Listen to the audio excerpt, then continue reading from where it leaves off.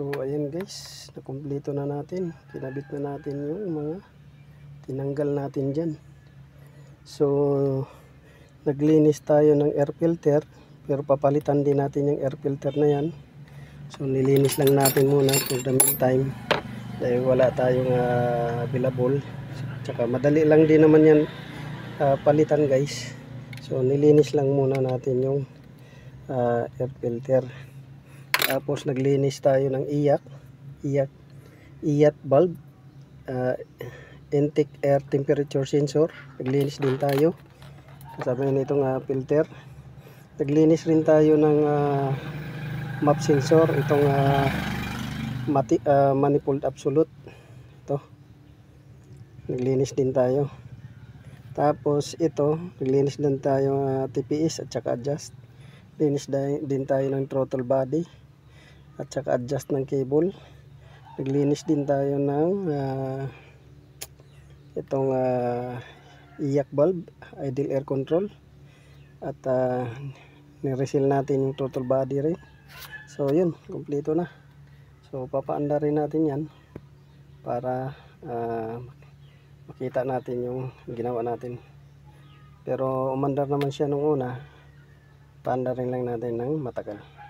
So hello guys, good morning. So welcome back to my YouTube channel. This is Otoboyson.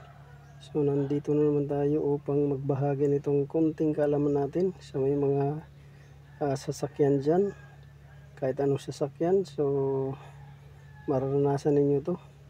May sintomas din to na maingay, parang pusa at parang ginigiling na bato. So yan yung isi-share natin sa inyo guys. Pag umandar ng makina, may whining noise at lumalangit-ngit at minsan na parang tunog pusa. So yan yung isi-share natin sa inyo.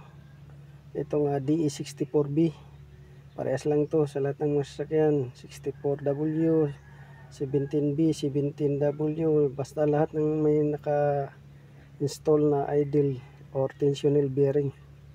So yan yung isi-share natin sa inyo guys, para magkaroon kayo ng kunting kaalaman.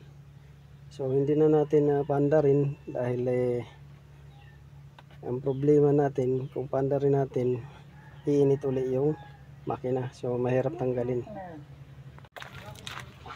So ito na guys yung sinasabi ko sa inyo na tunog pusa.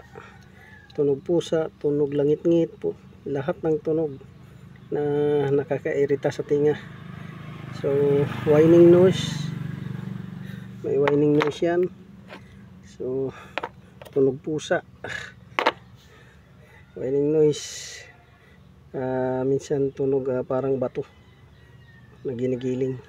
So ito yun guys. Ayan o. Yan, mahina lang yan, pero nasa kamay ko lang yan, pero medyo malakas na siya, lalo na kung nasa makina to. So tinanggalan natin, hindi natin pinaandar na pakita sa inyo kasi iinit ulit yung makina. So ito yung guys, papalitan natin.